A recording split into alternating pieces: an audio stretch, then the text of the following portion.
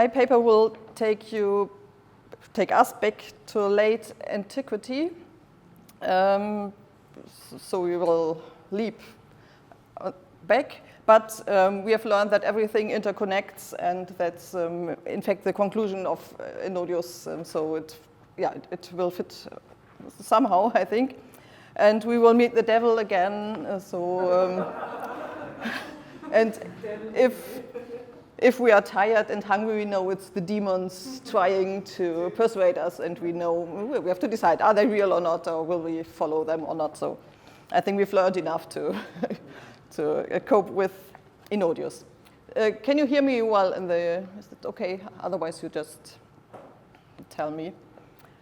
I'm talking about my best friend, like Ennodius, and I'm taking this opportunity to advertise him a bit.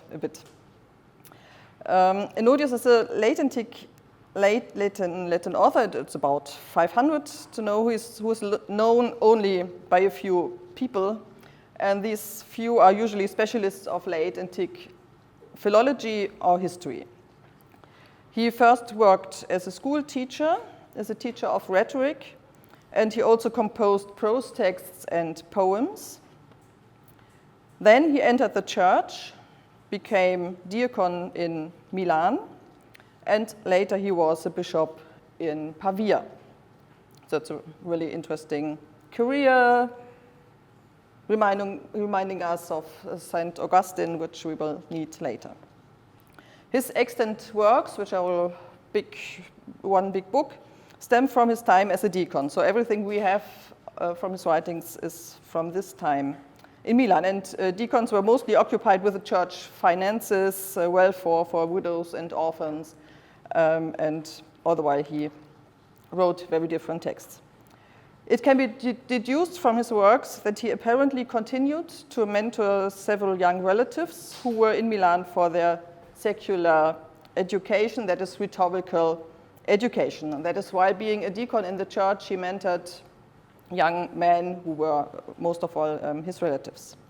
One of the reasons why he is still little known, so if you have never heard about him, it's don't worry, it's just as it is. It's the fact that there are very few translations and commentaries. His Latin is not easy to understand because he deliberately shows off his high language register and that of his addressees. So he wants to show that he's able to write difficult Latin, and to show that his addressees can read it. So that's really a challenge.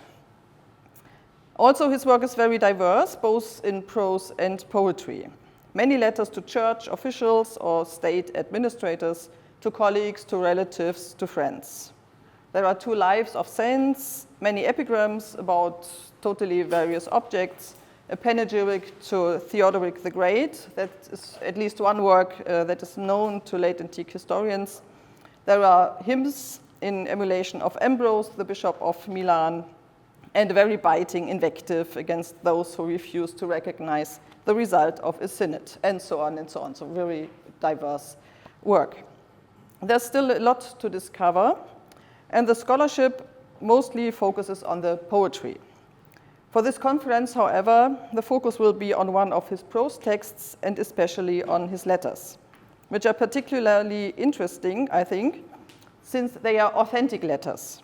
So it's letters which were actually sent, and which means that they are not aiming at publication and broader readership, which makes them so difficult for us, because it's not published with a broader view.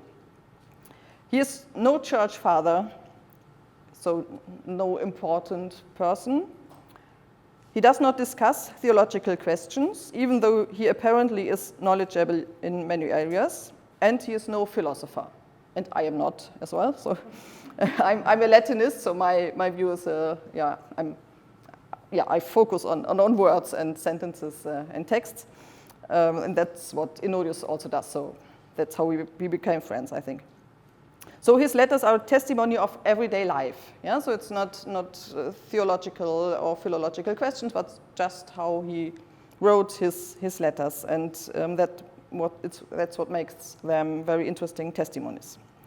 The letters show how a very educated man communicated, who only held the office of deacon, and he certainly wanted to become a bishop later, but at that moment he wasn't. And the letters not only reveal whom he addressed in which way, that is either critically or solemnly or witty, but also especially what he wrote when he or his addressees were ill. How he talked about medicine and prayers, this is what I chose for a topic, and particularly intercessory prayers. That's my focus. So I take intercession prayers as a part of faith and medicine as a part of science. We are going to see to what extent these two areas are linked. There's no tension between them, but they complement each other in a very clear hierarchy. At the end, I will address the question what Ennodius understood by science. There's no superstition in the text. I'm sorry, I searched, but there isn't. As I've just mentioned, the extant texts by Ennodius stem from his time as a deacon in Milan. That is, after he had given up his worldly career as a teacher and poet, but obviously he still wrote poems and prose texts. Older scholarship therefore criticized that many of his texts did not appear to have been written by a man of the church, because especially his poetry displays greater influence from Virgil, Lucan, Statius, and so on than from the Bible. And many epigrams show him belligerent and familiar with even the most obscene aspects of Greek mythology. In short, it was expected that a deacon is concerned exclusively with theological, pious, serious works. On the other hand, more recent scholarship emphasizes that we should take a more nuanced look, differentiating between his different roles and activities, the official and the private. Therefore, scholars now stress that he wrote some texts, especially the hymns, epigrams about the bishops, lives of the saints, in his role as deacon, presumably even on behalf of his bishop. So he got the task to write these texts because he was able to do so. Other works, however, originated in a private context and were not meant to be published. The letters are somewhere in between, because he wrote the letters also in different roles, as a subordinated or equal ranking colleague, as a brother, as an uncle, as a friend, and they were not intended for public audience. And the addressees are very different addressees, many, many different people. And since it is certain that the letters were not published by himself, so we can identify of what importance Christian discourse is in his communication by letter. So we get a small insight into daily life, everyday thoughts in this communication. So he does not write theological treatises about prayers, but rather he asks for prayers in his letters. So my question is, to what extent do Christian thoughts play a role in his letters, and especially, just to have a focus, in the context of illness? My presentation will consist of 4 parts. Since I will just try to show which details can be found in the letters, and then I hope in the discussion, we can put things together with the whole outcome of our conference. At first, I want to show in what worldly situations prayers and intercessions play a role. Secondly, I will examine the image of medicine. So does medicine appear in a positive or in a negative light? In the third part, both aspects come together. That is, how does he talk about physical illnesses, and when and how do medicine and prayers work for severe illnesses? And lastly, I will show to what extent scientia, that's a word he often uses, has to do with the results concerning prayers and medicine. While the word scientia is evidently an old relative of science, it of course means something different. We will see. As mentioned before, Ennodius was criticized because a majority of his works did not seem to be written by a cleric. and therefore no one has covered the topic of prayers in his letters or works before. This means I enter completely unknown territory, and I'm very grateful for this overarching topic of this conference to have the opportunity to examine this important subject. And during my preparation, I soon realized that there's much more material to be found than I would have thought. Yeah, and many scholars have complained, and are still complaining, that the letters are totally boring because it's just everyday letters. Yes, they say it's linguistically difficult, but there's no content, so why should we read them? He does not describe historical matters of his time, which would be interesting for historians. But we will see on how many cultural and socio-historical aspects one topic touches. And it's the topic which throughout times and still now belongs to the indispensable inventory of letters and communication in general. That's just, how are you? I'm doing well. I'm doing well again. So, prayers and intercessions. In various situations, Ennodius asks his addressees to pray for him, not only when he is ill. I will talk about illness later. Partly his pleadings refer to specific difficult situations, and partly he asks for support in general, which he needs because of his sinfulness. So very often he just writes, please pray for me because of my many sins, but there are also special situations which we will see first. So just for example, he writes a letter to his sister in Gaul, and her son lives with him in Liguria, and where the son is being educated. So she writes to the mother of the son, his nephew, she should piously mollify God with constant prayers for him and for the nephew, so that God will make Ennodius' intentions and efforts for the education a success. Or another situation, he writes to a clerk at the imperial court concerning a court trial, and certain trials could be held before the bishop.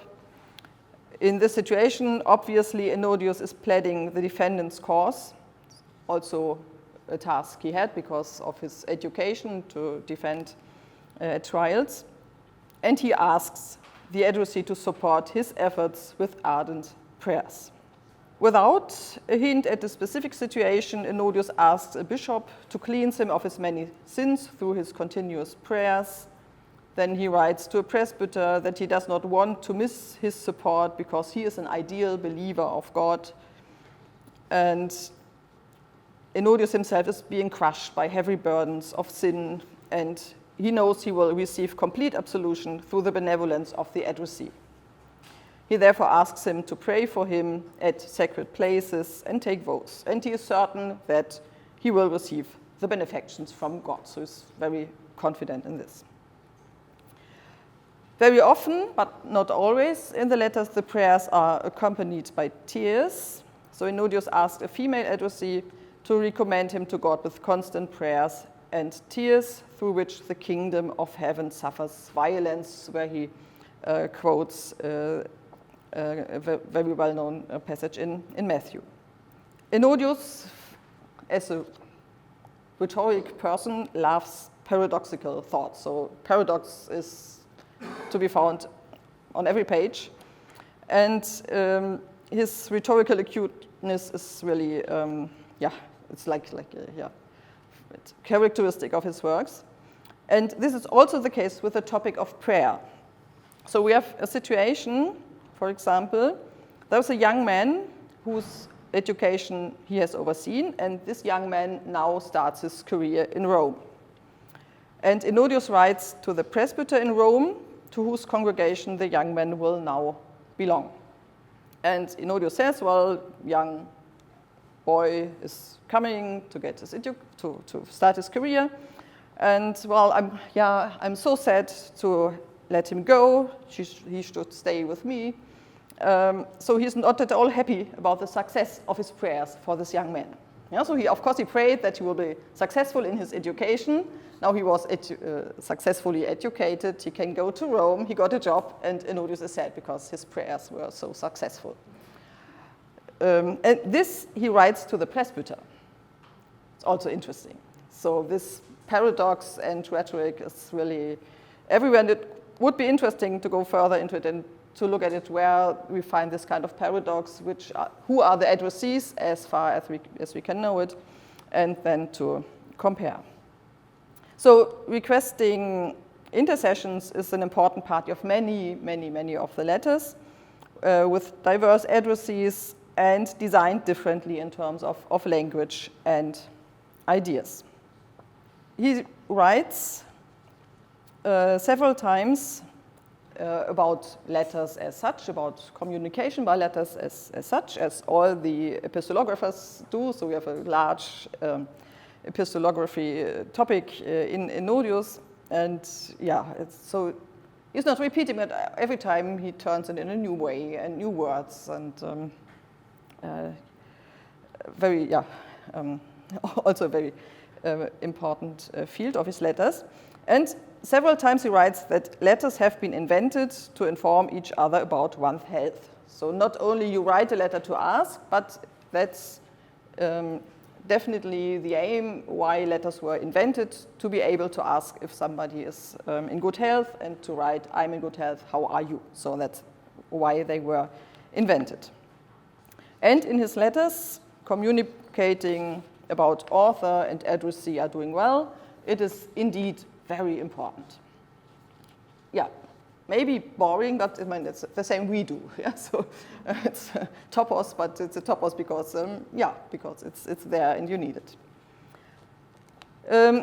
Talking about illness, words from the fields of medicine and doctors, so the world field, appear only partly in the literal sense. That is, on the topic of physical illness.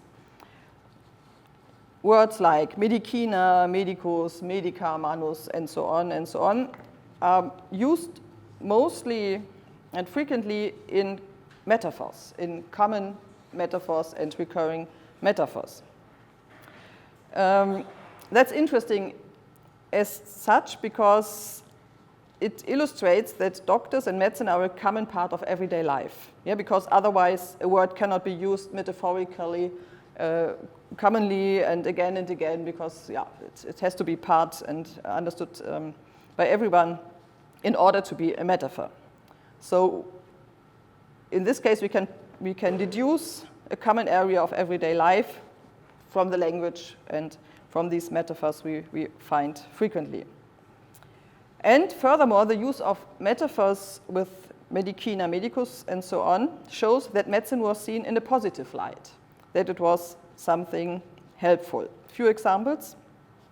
There is the medicine which consists in conversation as such. That is, the letter for a friend is a remedy, is a medicine for the friend when they are separated by long distances. If they saw each other recently and then they write a letter, the memories of mutual conversation can be a cure against longing. So you don't need a letter, you just think of the voice and what you talked.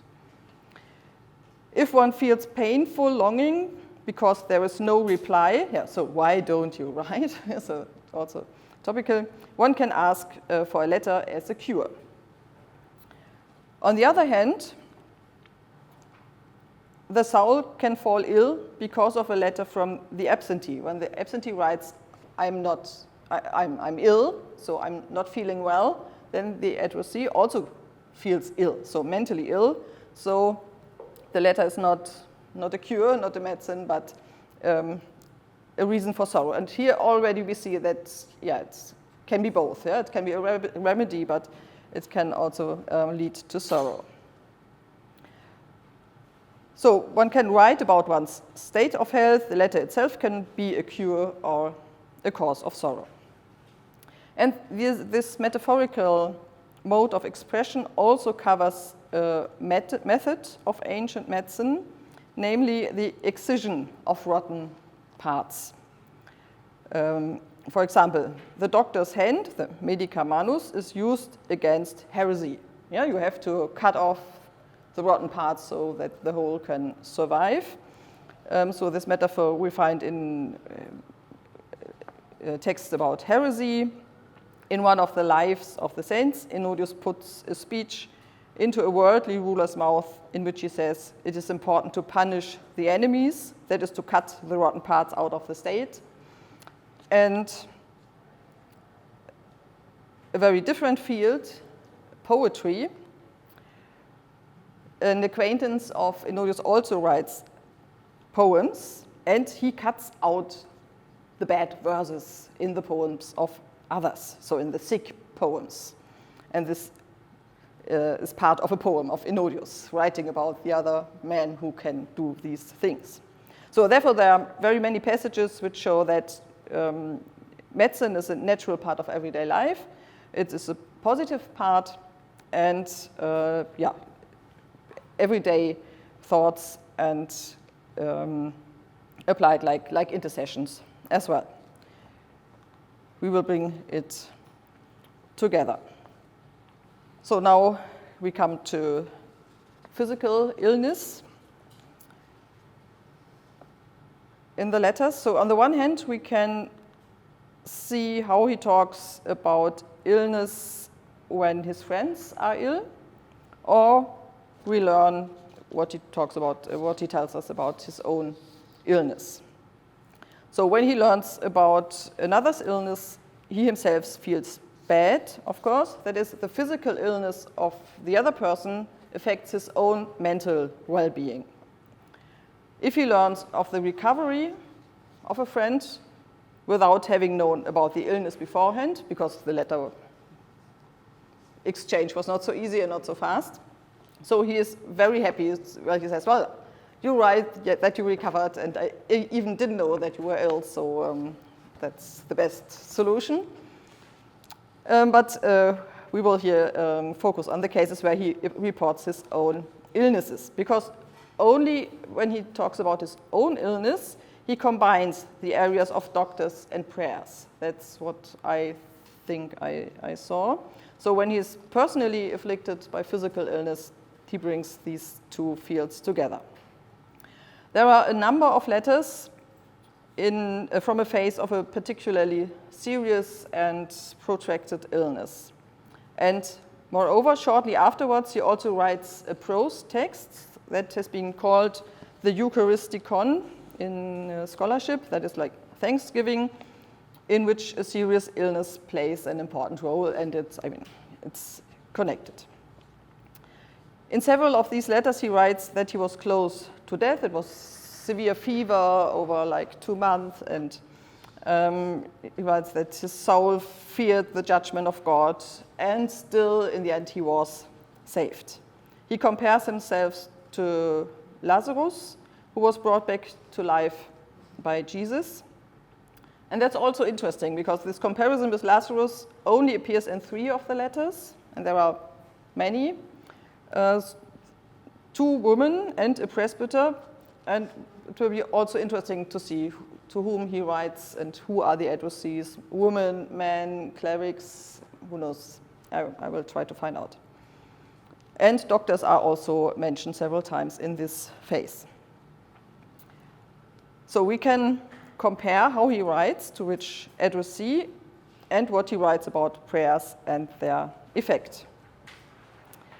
Furthermore, in the case of his own illness, we often read about 2 aspects concerning the explanation of the illness. So he's not just ill, but he explains why he is ill and what's the intention behind it. So he very often mentions his sins as the reason for the illness. Peccata, sins, just generally. The emergence of physical illness is thus explained in religious terms. In that behavior, there's special behavior that is judged as a sin that leads to illness. For the most part, he speaks of peccata in general, but in one case, he also says specifically which sins these are, and we will come to this later. And in several times, he mentions the devil, diabolus, as being responsible for this. On the other hand, the illness also has a meaning. there is a religiously explained intention also behind the illness, because through the physical weakness, God gives the opportunity to grow mentally. The corresponding thought is found in Paul's second letter to the Corinthians. And Ennodius formulates this with his sense of paradox, and he speaks of medicabilis morbus, salutary illness. Of course, when others are ill, so when he is writing to other people who are ill, this does not work. He cannot formulate the reason and the goal of the illness in this way to his addressees. Yeah? He cannot write, "You poor addressee, yeah, you are afflicted by such serious sins, and I hope that recovery will improve your soul." Yeah? So he has to use another argument. For example, when the mother of an addressee is ill, Ennodius writes that this pious woman is suffering because she is showing excessive kindness to an unworthy person like him. So in this case, too, his sinfulness is the cause for her illness. On your handout, you have one example of just one complete letter, just that you get an idea of how he is writing. He writes, "I would keep silent about my complaints, so I would not bother you with knowing that I'm ill.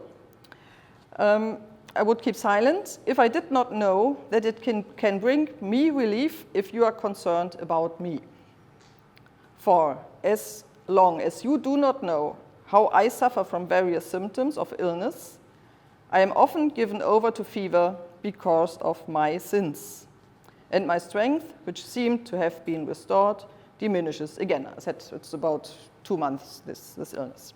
"Grant me, therefore, the usual remedies, that is, employ the benefit of your holy way of life for me, so that you may accomplish what human medicine cannot by pouring out your prayers to God."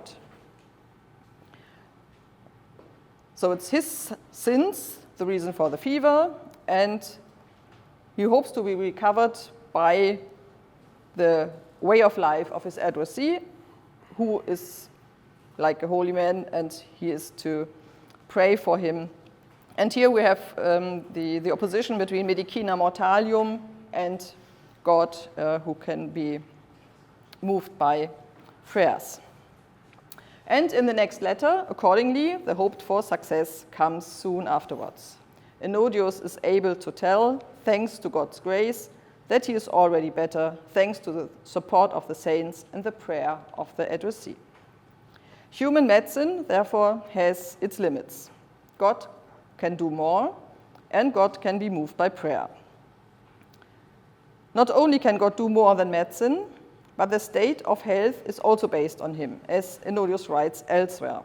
Here in this letter, he says that the way of life, sancta conversatio, of the addressee has a benefit that he should use for Ennodius. That is, just as the peccata are a cause of sickness, it helps an acquaintance who is without sin when the acquaintance can pray for him. So his own sins are bad, but the acquaintance can help. So Christians can intercede for another in this way. In antiquity, the aim of medicine was not to preserve the life of a seriously ill person for as long as possible. Accordingly, Ennodius reports several times that, faced with his illness and fever, the doctors said there was nothing more they could do, and they left. This is not implicit criticism of the doctor's abilities, but just the statement of the facts and common practice in view of the severity of the illness. In other words, doctors were called in first, of course, and as Ennodius loves paradox, we find it again here. So he says, "The hope of surviving came back to me when the doctor had no more hope." And to another acquaintance, "I can inform you that I was quickly healed by the gift of heaven after the healing art of man had given up. Because the doctors gave up on me, my hope of recovery returned." In the Eucharistikon, so not anymore in the letters, but in this short prose text, on the occasion of his recovery, he looks back on some points in his life where God has helped him before. The illness that had overcome him led him to the insight that he had previously not recognized that health was the gift from God. So the illness also has a reason to get knowledge. Cognoscens is what he writes. He had considered health his own possession, but now he has learned it was not. And he says he had turned away from the true wisdom of God, from sapientia, but was saved from death by the grace of God. And now he recognizes his special sins, and he says that's the moment where he's not talking about sins generally, but he says, well, there was one special individual sin, and he writes that, in fact, despite of the fact that he had an ecclesiastical office, he was a deacon, he still wrote poems. And not only that, I mean, hymns on Ambrose can be okay, but he rejoiced in the success. So he thought he was among the angels when a poem turned out well, and when he was praised for it. So he does not speak about his sins generally, but he describes this individual sin, so the pursuit of recognition and his proudness. And we will come back to his linguistic skills in the end. In the same Eucharistikon, he tells us the steps, how he was recovered. So he said, well, the doctors gave up and left. We already know this. And only in this text, he also mentions Hippocrates and Galen, the most famous ancient Greek physicians. And he mentions them namely in the moment when their wisdom, their knowledge is at an end. So medicines give up, and he says, well, yeah, secularis pompa philosophia, he calls it a philosophia of Hippocrates, and Galen is at an end. So the medicine of men can't help. He then turns to a saint, to Saint Victor, who is a martyr. He died as a martyr in Milan in 303. So at the place where Ennodius is a deacon. And Ennodius mentions this saint only twice in his entire work, but he assumes that the addressees know him. So the intercession is very much emphasized, as well. So he says Saint Victor is to tell God what he tells Saint Victor, and Saint Victor then turns to Christ, and immediately he's getting better.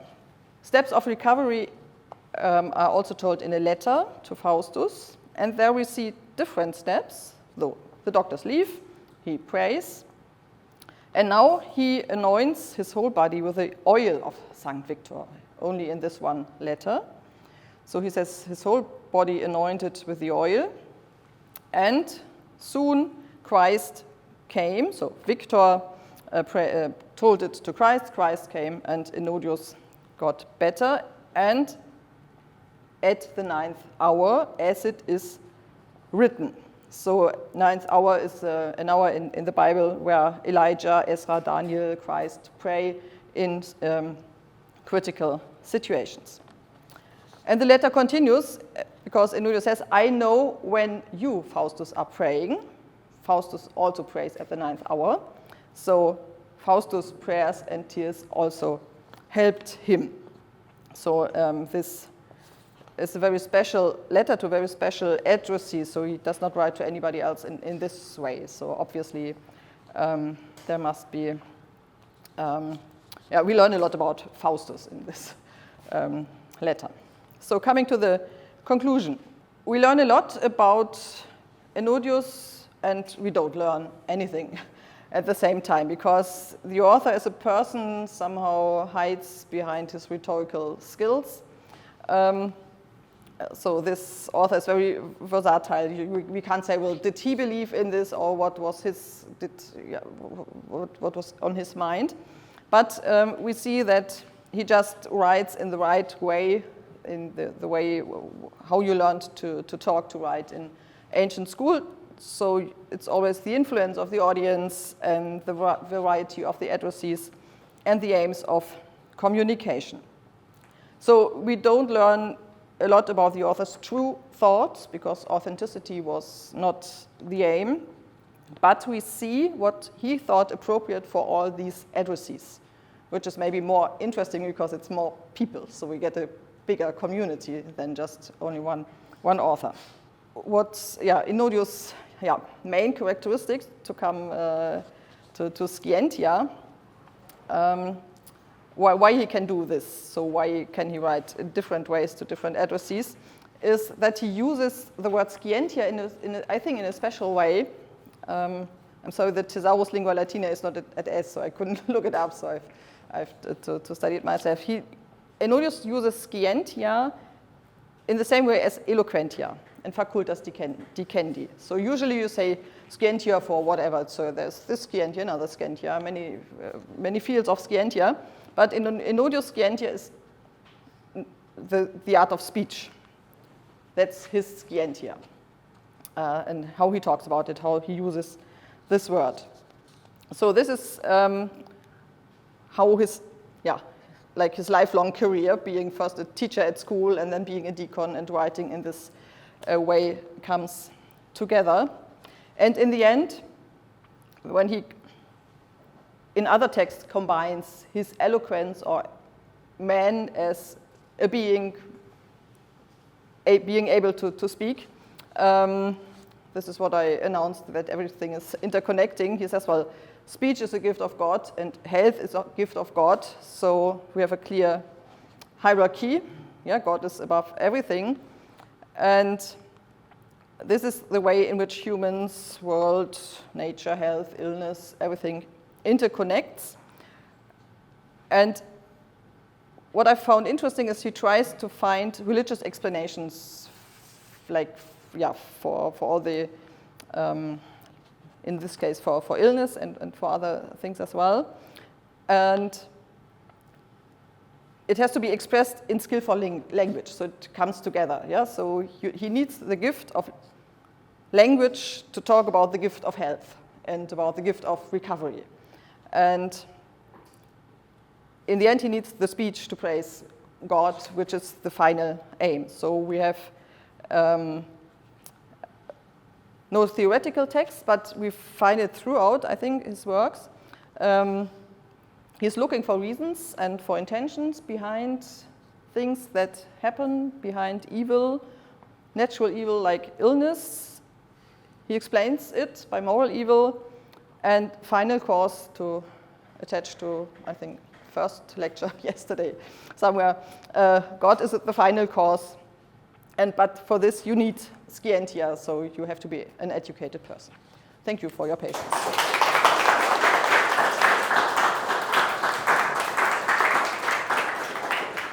It will not be a question, actually, just a comment. And that you said that his letters were some kind of therapy, some kind of remedy, some kind of, And we saw it, I know that you know that, but maybe the audience doesn't know, that the same thing is in Cicero's letters to Atticus. So Cicero said that without Atticus' letters, he would be dead.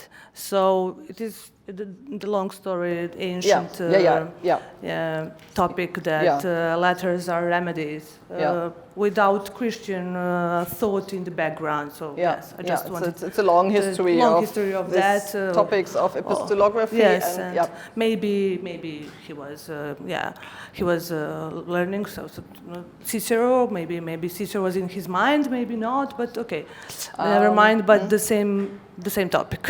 That's a topic which you find in the church fathers as well, in the letters. But what's interesting, it's topoi, but nevertheless they are very vivid. So in Cicero's letter is not topo. You know, because that's what I say, Cicero was very convinced that Atticus saved his life. So it was and I think